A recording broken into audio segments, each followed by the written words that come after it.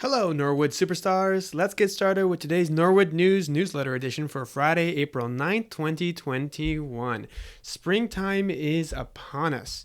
So let's get started with our important upcoming dates. On Tuesday, April 13th, we're going to have another installment of our Norwood Bedtime Stories series. Wednesday, April 14th is going to be Asynchronous Learning Day for students. That means no live sessions unless they have something prearranged with a teacher. And there will be a specials class that they tend to have on Wednesdays. Just there's always that.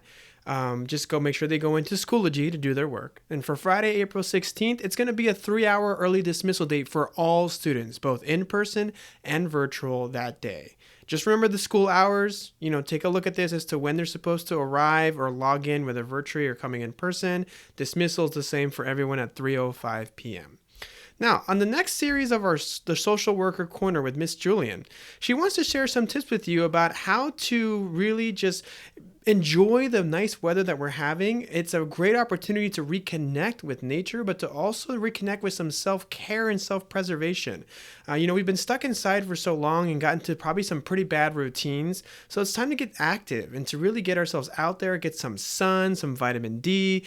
And also the self-care can be broken into different components like physical, social, emotional, mental, and spiritual. So we're going to focus on basically the physical self this time.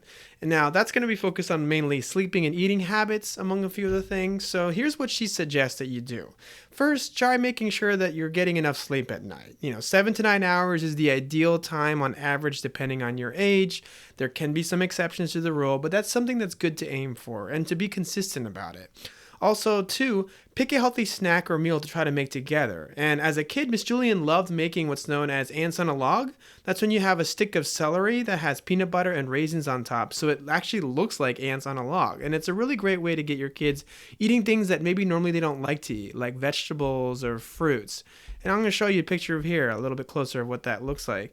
And if, you want to try something different, vary it up, spice it up a little bit, you can try yogurt on the celery stick with a different kind of fruit, like grapes or such, or even put hummus and make it more savory, even cream cheese as the filler, and then add different vegetables or fruits of choice. Like raisins are another good option, grapes are another good option. If you like olives, that could be something that you could put on there too. So lots of different varieties depending on whether you're going sweet or sour or in between. Apple nachos are another good one. We have here in the beginning where you cut up some apples into slices and then you arrange them and then you drizzle them. You put some peanut butter or Nutella, or you can use almond butter. There's a lot of options there. Microwave the almond butter or peanut butter so that it gets a little more runny and it's not so thick. And so once it's more liquidy, then you can drizzle it on top and you can add some chocolate chips or some raisins or some dried cranberries are another good option. So all sorts of things that could be good and natural and provide a little sweetness. That's another way that you can do to just spice things up, change things around. Go outside, take a walk, bike ride, roller blade or roller skate, run. With the weather being nicer, the sun is just really an essential part of our healthiness and our mood. So make sure that you are outside trying to get some more of that vitamin D. And remember, practice your social distancing and mask wearing when you are outside, even if you are outside when you're around other people. All right, so Ms. Harrison has some tips about school readiness. We've just had some more students, those from grade 3 return to our school. And other schools, all the other grades are back. And so just be aware that there are some key things that you want to have your children be doing. First, pack your backpack the night before. And remember to include their device and their charger, both things. You want to have all your school materials and be prepared. And that's all we're really asking of them to bring to school when they're in person. If they're virtual, they have everything they need there. But we don't need to bring textbooks or anything else. We have supplies for them here, just their charged device. So that's number 2. Make sure you bring it charged, fully charged. Charge it the night before. If you're not sure where it's at, just go ahead and charge it and bring the charger too in case it needs it. And that way you'll be ready to go to participate with both your classmates that are in person with you as well as at home if you're virtual. So you want to make sure that you're connected to everybody. Third, eat your breakfast. You want to make sure that you have your full breakfast and your lunch when provided, because you don't have the opportunity to snack throughout the day. You can't buy additional snacks. You're just given the meal only for breakfast or lunch. So even if you're being packed extra things from your family, just have it at the appropriate times. Eat it before you come, when you have breakfast. Make sure that you have full bellies for full energy to learn. That's really important. And number 4, be ready and prepared for a full day of learning. Okay, just because we have still some students virtual doesn't mean we're taking things easier. We want to make sure that you are ready. So if you're not eating or you're not sleeping, you're not going to really be ready to do that. So please keep that in mind. Now, here's a message from me, Mr. Castro, to all of you. I want to first thank you all for all your help. I've been getting, to know everybody little by little, remembering names and students and faces. I know it's a little hard with face masks, but nonetheless, my wife and I are expecting and we're getting ready to prepare to welcome our first child really soon, actually. So I'm going to be taking a little bit of personal leave from Monday, April 19th. That'll be my first day gone, and I will return on Monday, May 3rd. So from the 19th through the 30th, I'll be out for 2 weeks. I know it doesn't seem like a lot of time, but there's a lot of you that I've been talking to and helping, especially via our Spanish helpline. So just know that if you try to reach me directly, if you call my direct number, which I have in my emails at the bottom, if you call this or text the Spanish helpline, and sometimes I've used some of you, even who speak English, to message through that, since it's a little more flexible, just know that somebody will be checking that. But if you don't get a response back within 24 hours, just try calling the main office number. They may need a little extra help. We're all doing our best during this time, especially with the recent internet problems. We appreciate your patience. So just know that they will get back to you, or feel free to call back if you need to.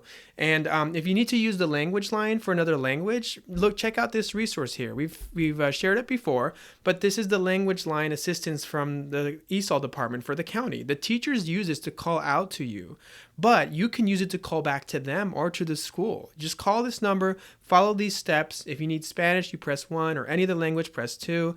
And so that way you can be proactive and call us and feel comfortable when you have an interpreter on the phone. Otherwise, you can call us and just say that you need an interpreter. Vietnamese, please, or français, parlez-vous. You can do all those things to just let us know that you need to speak a different language, and that way we can call you back with an interpreter. So we're going to have another Norwood Bedtime Stories event on Tuesday, April 13th at 7 p.m. The same Google Meet code as always, Norwood Stories. I'm going to be one of the adults who will be helping to read this time. I'm going to be accompanied by Miss Tarbell and Mrs. Flansworth. So they're going to be helping me out, and we're going to have a great time reading some really fun stories with y'all, and a little extra language surprise too. So be sure to stay tuned for that. Now, registration. It's already registration time. I know we talked about this before, so if you need to talk to the school to register for kindergarten or pre-K for next school year, we have begun the process. Feel free to call us. We'll send the information over to you, or you can schedule to come pick it up if you need to. But also, if you've already said we've sent it to you and it hasn't arrived, you can also do the same thing. Schedule to pick it up. That's not a problem. Just reach out to us at the school main number here, as you see here. We're happy to help you or set up an appointment if you need help filling out the packets. But we want you to fill it out on your own if possible first, and then you come back, and if there's anything missing, we'll work with you on what's left to do. Now, for those of you who haven't already, just remember that you please turn in the April daily health screening forms. Remember, there's that daily health screening form for the whole month where you commit to asking those questions to your children every morning before you send them to school. So this is only for hybrid learning students. If you're virtual, this doesn't apply to you. But we need you to also fill out the emergency contacts again. If you have any extra people that are going to be able to pick up your kids or fill in for you if you're not available as mom or dad. So we need that information again, even if you've already provided us. We just want to make sure we have everything. That's really important. Get that to us as soon as possible, please. You have a link here that you can use, and we'll include this in the description, where you can download and print this form on your own.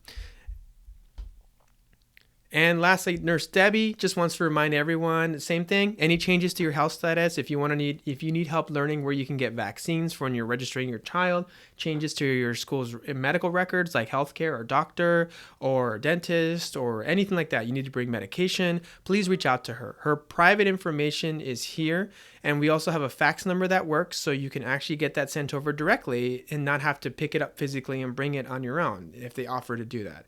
So we just remember to keep in touch with everything that you need regarding health.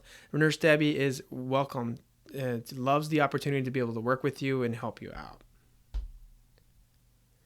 We have the Norwood reopening information for those of you who still are thinking or on the fence. Remember, May 7th is your last chance to do it. After that, you're going to have to finish out the rest of the school year virtually. So if you're still thinking about it or might change your mind, this is all the information for you. The link here that you see in this written version, and we're going to include it in the description, is going to be the survey that you have to fill out to officially do that. There's a lag time of 2 to 3 weeks before they can actually come in person between when you fill it out and they begin. The first information here, this link here, the written resources, is all the new policies and procedures summarized in bullet point. And below is a useful key for all the classroom numbers and the teacher names. So if you need to pick up your child at the end of the day and you want to know where to go, we're going to have the rooms have the numbers posted, but that's it for security reasons. So, but you can always ask one of the adults that are here if you don't know where you're going. They can point you in the right direction. That's it for the newsletter edition for this week. We hope you have a fantastic weekend and enjoy the wonderful weather that we've been having. And as always, keep on learning. Thank you.